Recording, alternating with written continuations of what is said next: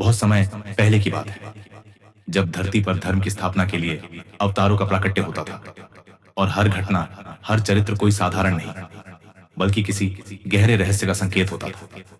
यह कथा है उस नारी की जिसे हम जान तो पाए पर पूरी तरह समझ न सके, माता सीता की। एक ऐसी स्त्री जिनका जन्म, जीवन और त्याग अपने आप में एक ग्रंथ के समान है। रामायण की इस छुपी हुई कथा की शुरुआत होती है उस क्षण से जब श्री राम और माता सीता लंका विजय के बाद अयोध्या लौटे। राजमहल में उत्सव का वातावरण था, चारों दिशाओं में मंगलगान हो रहे थे और उसी समय एक और शुभ समाचार आया। माता सीता गर्भवती थी। राम, लक्ष्मण, भरत, शत्रुघ्न और पूरा राज परिवार हर्षोल्लास से भर गया। अयोध्या के गलियों में दिए जल उठे, फूलों की वर्षा होने लगी। लेकिन यह आनंद बहुत अधिक समय तक नहीं टिक सका। जैसे ही यह बात प्रजा तक पहुंची, कुछ लोगों के मन में संदेह का बीज अंकुरित होने लगा। लोग कहने लगे, सीता महीनों रावण की लंका में रही, फिर भी राम ने उन्हें स्वीकार कर लिया। क्या यह उचित है? धीरे धीरे यह बात एक आग की तरह अयोध्या भर में फैल गई। विशेषकर स्त्रियां, जिन्होंने सदियों से अपने पतियों की उपेक्षा सही थी, अब राम का उदाहरण देकर सवाल उठाने लगी।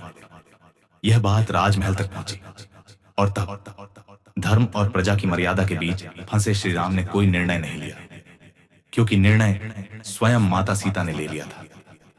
उन्होंने स्वयं अयोध्या छोड़ने का निश्चय किया। यह निर्णय कोई क्रोध में लिया गया नहीं था।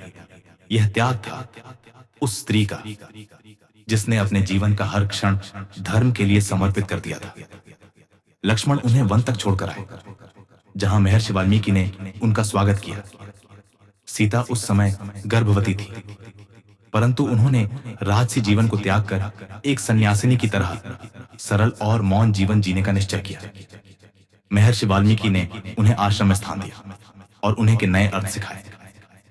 एक मां के रूप में, एक साध्वी के रूप में। समय बीतता गया और एक दिन वह घड़ी भी आई जब सीता ने एक सुंदर बालक को जन्म दिया।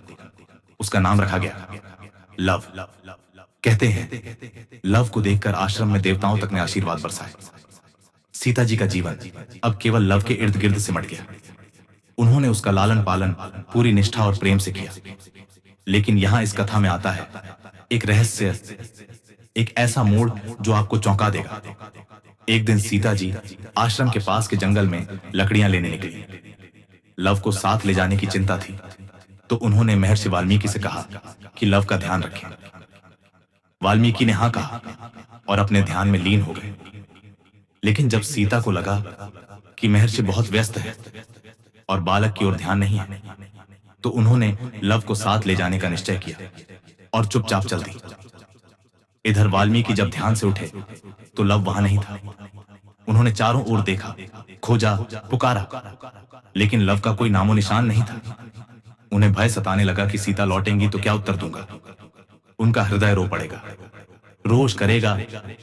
और तभी उन्होंने पास पड़ी कुशा घास से एक अद्भुत कार्य किया। महर्षि थे, सिद्ध पुरुष थे। उन्होंने विशेष मंत्रों से एक नया लव रच दिया, हूबहू पहले जैसे। बालक जीवित हुआ, प्राणवंत बना और वे उसे सीता को सौंपने की तैयारी करने लगे। लेकिन जैसे ही सीता लौटी, उनके पास भी लव था। महर्षि आश्चर्यचकित। उन्होंने जब पूछा तो सीता ने बताया कि वह लव को साथ ही ले गई थी। अब महर्षि के पास दो बालक थे, दोनों एक जैसे। सीता यह देखकर कुछ पल को अवाक रह गई, पर जब महर्षि ने सच बताया तब सीता की आंखों से आंसू छलक पड़े। उन्होंने नए बालक को प्रेम से गले लगाया और कहा, यदि यह बालक कुशा से बना है तो यह भी मेरा पुत्र है। और तभी से उस बालक का नाम रखा गया कुश। इस प्रकार माता सीता की गोद में दो पुत्र थे, लव और कुश। एक उनके गर्भ से जन्मा और दूसरा अर्षि के तप से उत्पन्न, पर दोनों ही राम के ही अंश थे, सीता के ही भाग थे और सनातन धर्म के प्रतिनिधि। यह कथा केवल दो बालकों की नहीं, यह धर्म की परिभाषा की पुनः स्थापना की कथा है। यह बताती है कि हर सत्य केवल वही नहीं होता जो आंखों से दिखे। कई बार वह छुपा होता है प्रेम, त्याग और तपस्या की परतों में। और अंत में जब लव कुश बड़े हुए तो उन्होंने ही अपने पिता राम को उनकी खोई हुई सीता का स्मरण करवाया। उन्होंने ही अयोध्या में उस सत्य को पुनः स्थापित किया जिसे लोग भूल गए थे। यदि यह कथा आपके मन को छू गई हो, यदि इस गाथा ने आपको सीता के त्याग और वाल्मीकि की सिद्धि का बोध कराया हो, तो इस पावन कथा को अंत तक पढ़ने के लिए धन्यवाद। ऐसी और भी रोमांचक और रहस्यमय कथाएं जानने के लिए इस सफर में हमारे साथ बने रहिए। कृपया इस पोस्ट को लाइक करें, शेयर करें और जुड़े रहिए धर्म और रहस्य के इस अद्भुत संसार से।